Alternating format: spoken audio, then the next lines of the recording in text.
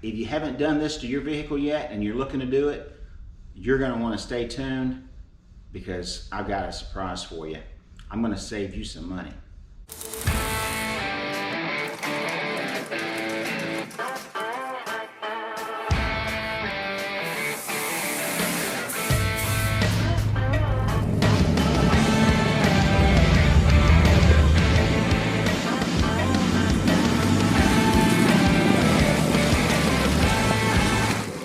The 1951 Chevy video, we had a contest and asked the subscribers if they wanted to guess and see how close you could get on how much the glass cost that we had cut at the glass shop for that 51 Chevy. Many of you guys guessed. A couple of you guys got it right on the nose or very close. The amount was $50 even. Anyway, one of the subscribers guessed it. I'm making a special gift for you. If you want to support the channel, and it does help the channel grow, and helping the channel grow gets more views out there, and it allows me to do a whole lot of other stuff, giveaways and stuff like that. So I'm not begging. I'm just asking if you guys want to see more of that stuff, just help old boy out and support me by just hitting that free subscribe button. But anyway, let's get on to the video. Hey folks, welcome back to the channel. So today I'm gonna do a little bit of work on the 1961 Impala bubble top. We've got a lot of components and stuff that go inside the car up against the firewall. I want to install the electrical panel, the AC inside under the dash, evaporator, and start running a little bit of the wiring and stuff. So to do that, I needed a couple of things I needed to do first. Clean the car on the inside and start putting the insulation in, the sound deadening, heat deadening interior insulation. So that's what I'm doing now. I'm cutting and putting this stuff together. You can see it behind me. It's a neat product, and I used to sell this stuff by the square foot.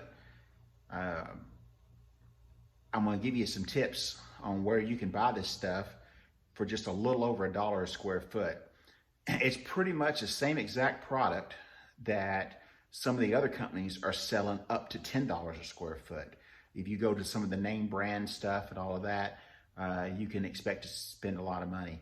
You can also buy some other stuff online, very similar to this product, in the $2 to $5 a square foot range. So you can save some money and do it yourself and not have to spend that expensive price.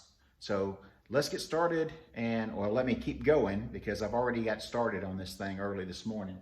And let's cut some of this stuff and put it in. All right, this is what I've been putting in. And once you get it laid up there, it's got a backing on it, kind of a butyl rubber backing. Once you stitch it in like this right here, it is gonna be really, really, really hard to pull off. So you wanna make sure that you get it in place where you want it and stitch it in. All right, so what I'm using to stitch these in with, this is a stitcher to put a patch in a tire. And this is a really nice one, but you can buy these single purpose use at, say, AutoZone, Napa, O'Reilly's. They should have a stitcher like that. Some hardware stores. This right here is a wooden pastry roller that I swiped from my wife's kitchen drawer some 15, 20 years ago, and it has put on a lot of this stuff. You can also roll this stuff on with this. But my weapon of choice is this stitcher right here because it's thin, it gets in the grooves. And once you roll this on, it is not going to come off very easy. For some reason, when you stitch it like that. So, let me keep going and we'll see how far we can get today with this.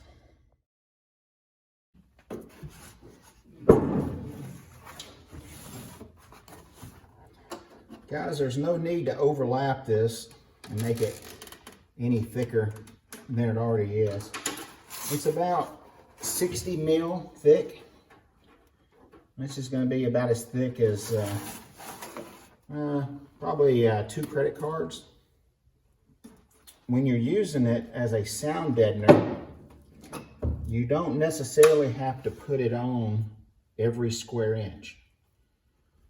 For instance, if you took a couple of strips and put on the inside of your door, when you close your door, it's not going to make a hollow sound anymore. So you wouldn't have to cover the entire door on the inside. I usually do anyway, just because it gives it a, you know, a better look, having it all one color, but it's not necessary. Now, if you're using it for the insulation factor, then you only have to put 1 coat on, or 1 layer. 2 layers isn't going to make any difference except for just costing you twice as much time and money.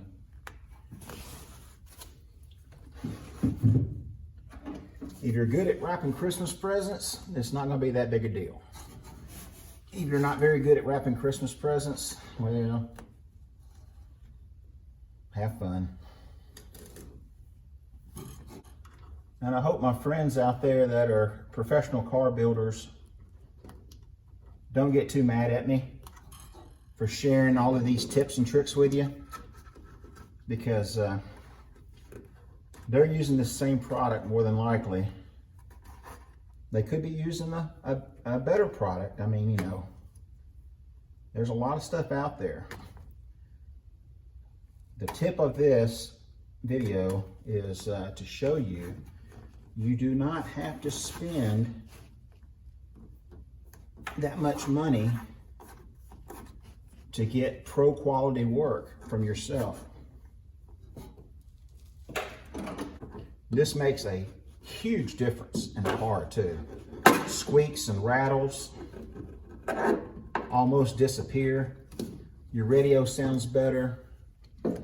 You get rid of all the road noise. Not to mention the fact that it keeps a lot of that heat out of your car. Now, usually on a headliner, I'm very careful with this stuff because it does have a release temperature that could be, you know, in the 400 or 500 degree range. I'm not sure about that exactly. Each product may differ from each other, but the weight of the material and then how hot a black car would get in a parking lot, it could release. So I'm always careful at putting this stuff in above a headliner. Last thing you want to do is have a headliner fall down, or this fall down on top of a headliner, and it could be a very expensive day, because some of the headliners that I've made and put in are very time consuming, and I sure wouldn't want to see one of those fall and have to go back and redo it. So I usually use a lighter weight material up there, and then I usually make sure that it's secured very well, overkill, if you would. I hope I'm not making too much noise while I'm trying to talk over this. I think I'm going to have to invest in a microphone.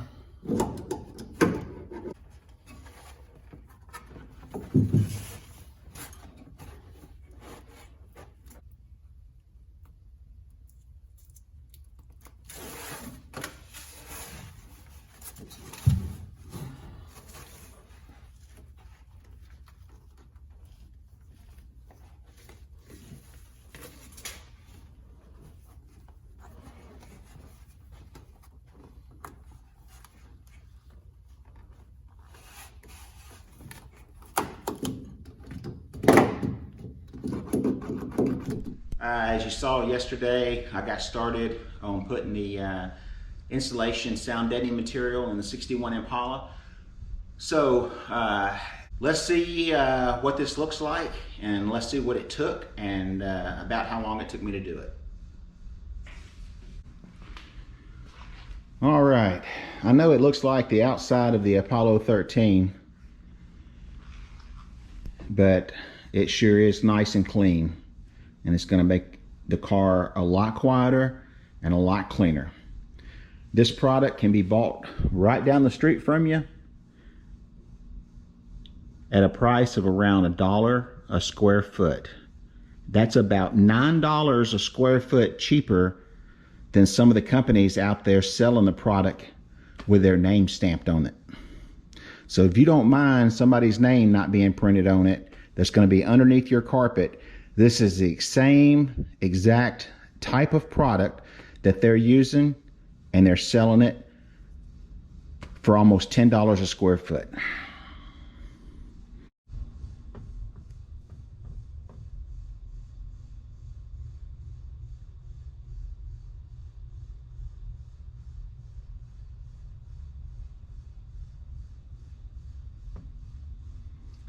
You can see I probably got carried away with the stitcher. Other than that screwdriver, that's what I use, those rollers.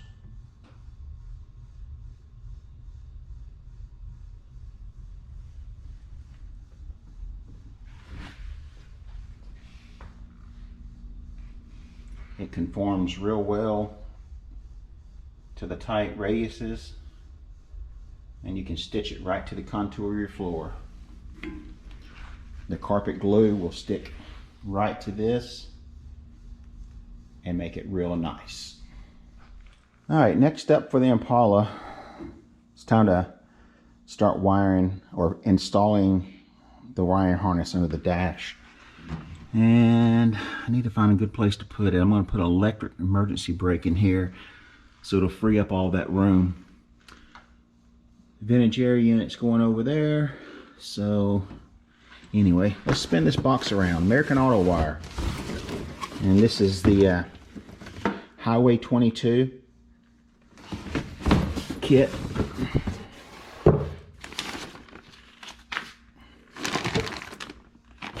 Everything's really nicely packaged.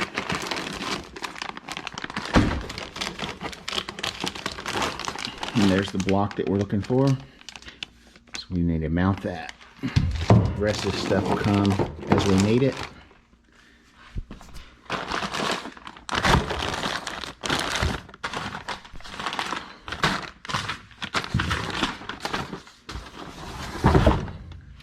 I've used a lot of kits, and I've sold a lot of kits over the years, and the American Auto Wire kit has always been one of my favorites. It's a little pricey. It's not for every project. So let's get this thing mounted. All right, folks, so we got the vintage air unit in, and prior to doing this channel, when I built the firewall, I welded studs in back behind the unit. Made a bracket for this unit that would mount it close to the firewall and get it up out of the way. So you can see on the inside, I barely have enough room for, and you really can't see in there, but I barely have enough room. It is pushed up as high as you can push it up. You won't be able to see this unit on the front side, at least not much of it, because I've got a drop down piece of dash that I've built that goes all the way across that'll incorporate the vents and stuff. So that's a real clean way to install the unit. Before you build the car, go ahead and get your evaporator and get it to where you can install it. Got the Willwood brakes installed, front and rear brake masters, and then a slave cylinder up there. And that's made or mounted to that bracket that we had put in prior to building the firewall. So I did all that welding. Now the game plan is to find out where I want to put the wiring harness. And so either I build a console and put it inside of it, but then I've got to design the console to where that fits inside of it. I really didn't want to design the console around the electrical. I wanted to design the console around what I felt like the car needed. So right now, I'm thinking this area over here. This car's going to have an electric emergency brake, so it frees up this hole vent area where the cowl vent and stuff used to be. It frees up that whole area. So right now, that's the #1 game plan, but I don't want to rush and install it just to be on this video. So you may see that on the next video. So anyway, I hope this was a informative video on what I use for sound deadening and some tips and tricks on where to buy it and save yourself some money. So check out the comments below. Please like, share, and subscribe if you haven't already. I don't ask that very often, but I'm asking it now because we are growing and we're growing fast. Just want to let y'all know that I appreciate it, but the more we grow, the more I can give away. So thanks for watching. Get out in the garage and go build something. Thanks for watching.